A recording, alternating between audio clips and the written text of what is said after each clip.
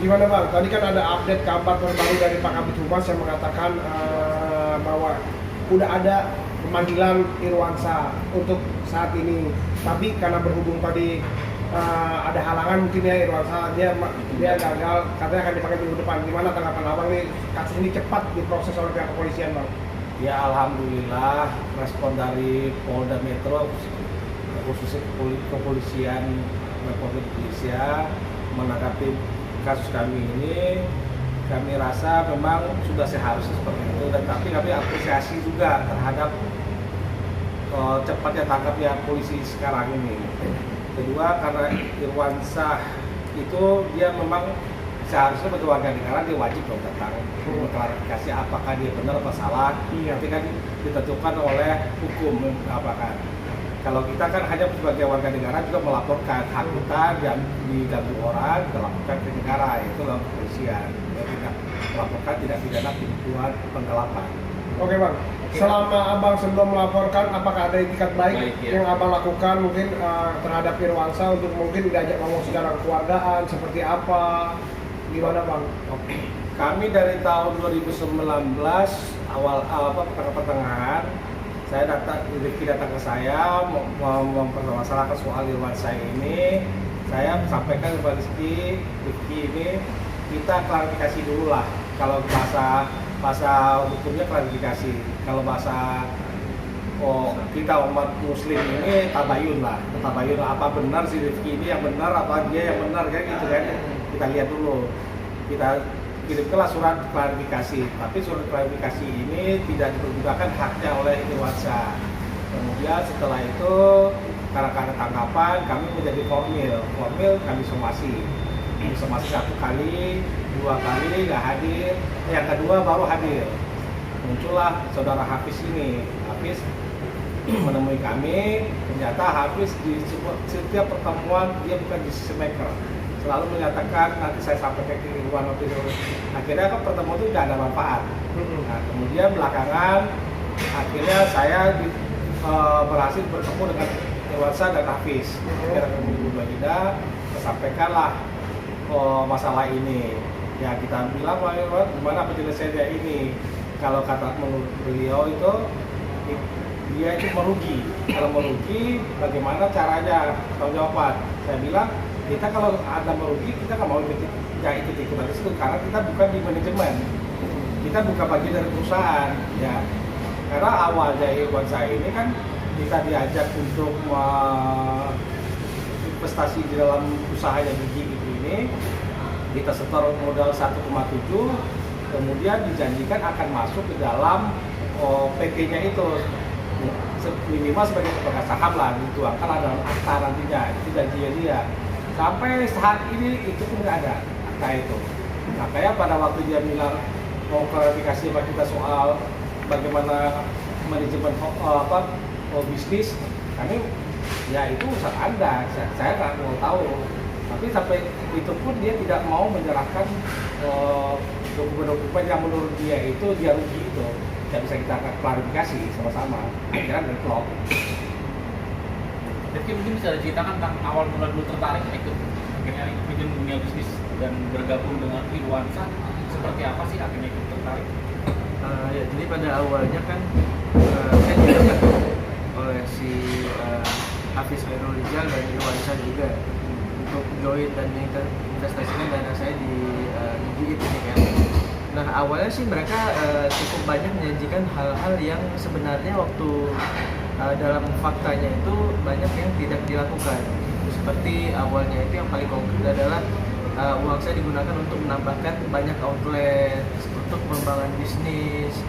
Dan model kenapa saya tertarik juga karena awalnya model kue artis ini berbeda dengan kue artis pada umumnya. Pada umumnya kan kue artis itu berada di kota-kota tertentu nih, misalnya contohnya Medan, ya di Medan aja gitu. Jadi nggak ada di kota-kota lain. Kalau Gigit ini janjinya dulu adalah dia akan buka di seluruh Indonesia. Itu yang buat 100 outlet malah katanya. Itu katanya 100 outlet di akhir tahun 2017 katanya. Janjinya seperti itu. Namun pada kenyataannya itu sama sekali tidak terjadi kan. Dan kota-kota besar yang dia sebut pun belum ada satupun sampai akhir 2017 pun juga nggak ada. kota besar kan ya contohnya kayak di Medan ada, Surabaya segala macam. Ini nggak ada, Ada ya. nggak ada sama sekali. Oke, Dan Ricky. dengan keuntungan yang dijanjikan juga seperti apa waktu itu dari pihak Irwansyah dan teman-temannya? Ya kalau keuntungan ya kan karena memang 100 outlet ya pasti keuntungannya besar ya, sangat besar. Jadi lebih ke apa namanya, satu outlet bisa menghasilkan katanya dulu bisa 50 juta sehari katanya. Terus itu di apa namanya diakumulasikan menjadi misalnya contohnya dia ibaratin ke 100 outlet dia aja sehari 50 sekian bulan sekian setahun gitu. Oke. Waktu itu berjalan dapat keuntungannya berapa lama dan berapa besaran nilainya, nominalnya berapa selama 2017 bergabung, selama berapa bulan mendapatkan? Jadi sebenarnya kalau yang dia bagi itu kita tidak tahu sih dasar yang dia bagikan itu apa, karena memang flat gitu dia bagiin. Jadi saya pun nggak ngerti itu beneran keuntungan ataupun uang yang memang ya udah dikasih aja kayak gitu. Karena juga waktu dibagiin itu juga tidak ada apa namanya ini uang saya dapat sekian itu dari mana dasarnya itu nggak ada. Jadi kalau misalnya ditanya keuntungan saya juga nggak tahu sih itu keuntungan atau bukan. Oke Mas Ricky. Lanjut. Mas Ricky, kalau boleh tahu kita tadi terlalu membicarakan keuntungan dulu, salah dulu. Mas Ricky awalnya menyerahkan uang itu sebesar berapa dulu? Iya. Nah, Ya, saya menginvestasikan itu 1,7 miliar ya. 1,7 M dengan iming-iming bahwa keuntungan per bulan apa per tahun? Per bulan. Per bulan. Jadi setiap bulan tuh ada apa namanya ada keuntungan katanya. Tapi nyatanya tidak terbukti ya. Tidak terbukti dan saya sebenarnya waktu itu udah tanyakan beberapa kali. Jadi sebelum saya investasikan dana itu kan mereka bilang kita akan ada pembagian keuntungan tuh setiap bulan. Oke, sempat pernah dengar nggak bahwa kabarnya banyak orang yang bukan tertipu ya, mungkin banyak orang mulai bermunculan korban-korban dari Irwansyah, terus Mas Ricky langsung mulai melaporkan apa sudah melaporkan? Sebenarnya saya kalau dengar udah ya banyak ya. Ada beberapa problem mungkin yang dari kue artis tersebut ya. Cuman memang saya masih berpikir positif pada saat itu. Ya mungkin ini ada apa namanya ada kesalahan, mungkin memang ya biasalah bisnis kan. Tapi ya lama-lama memang kayaknya ini memang kesalahan dari mereka sendiri. Jadi mungkin mereka terlalu menggampangkan atau bagaimana, makanya bisnisnya juga seperti itu. Sempat dengar ada kabar Bang bahwa semenjak ada kabar Medina Jen melaporkan Irwansyah, Abang sudah mulai lebih dulu apa? Karena ada berita ini mencuat, Abang baru melaporkan? Enggak, jadi gini, kan tadi saya sampaikan ada Pak Yun kita yang klarifikasi ya. Saya ingat itu harian Jumat itu, pagi saya suruh kurir ngantar surat klarifikasi ke alamat Irwan itu kan di Bintaro, sama setahu saya ada di radio dalam kantornya sama di apartemen. Jadi kita kirim 3 orang yang kurir kita itu siang setelah Jumatan kasih tahu surat sudah sampai semuanya, ya kan? Sorenya saya kaget, tiba-tiba konversi pertama si Medina itu, wah ada lagi nih. Nah kita nggak tahu waktu dulu kita kirim surat, kemudian meledak ini sorenya dari Medina gitu. Nah jadi kita ini apakah harus kebetulan atau bagaimana nggak tahu. Saya sampai bilang sama dia, waduh kalau udah ada yang begini udah berat kita bunga di cepat-cepatan kita kan kayak gini. Karena kan duit angka yang Medina kan fantastis juga. Iya. Kita juga kalau 22 apakah bisa sanggup itu konsep kita waktu itu ya. Iya. Saya pikir kok kebetulan gitu loh Pak. Hari yang sama itu loh. Kita pagi kirim surat, dia sore konferensi pers. Ya gimana Ricky, sekarang sudah tidak lagi dari pihak Polda ini merasa ini juga nggak sih memberikan kabar baik bahwa ternyata ini sudah diproses oleh pihak Polda sendiri? Ya saya alhamdulillah sekali ya memang ya, polisi juga sangat cepat bertindaknya, langsung kan sekarang lagi pemanggilan ya tadi kayak pertanyaan Mas juga sebenarnya kita itu udah jauh lebih lama mengurus kasus ini ya dibandingkan mungkin bisa dibilang lebih jauh dibanding Medina Jen.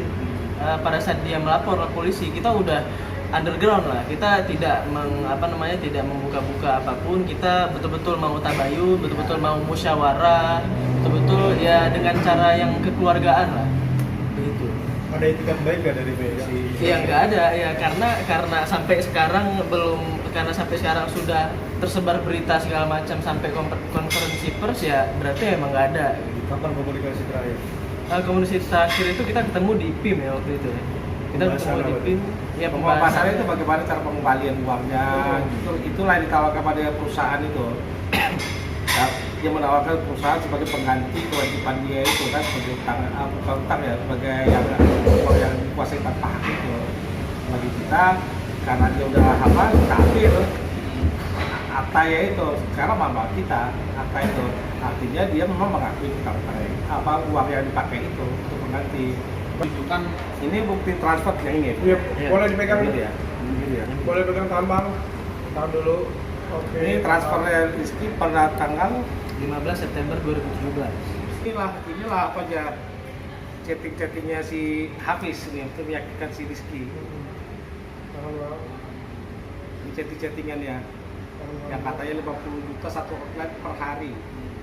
Ada semua ya buktinya. Ada bujuk rayunya inilah. Masuk ke notaris katanya ada, bawa ke notaris. Tapi sekarang ada.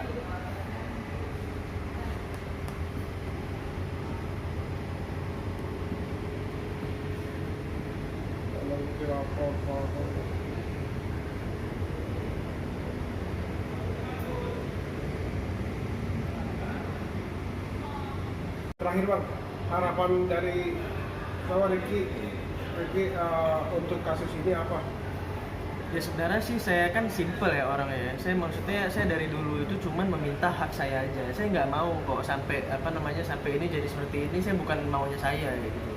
Karena ya saya juga udah lewat musyawarah, saya udah pakai cara kekeluargaan, kita udah beberapa kali ketemu, tapi memang itikat baik yang serius itu nggak ada gitu. Jadi sampai udah saya tanya-tanya, saya udah kejar-kejar, tapi juga mereka menganggap remeh mungkin ya hal-hal ini gitu. Saya sebenarnya simpel, saya cuma minta hak saya dikembalikan aja udah cukup kok.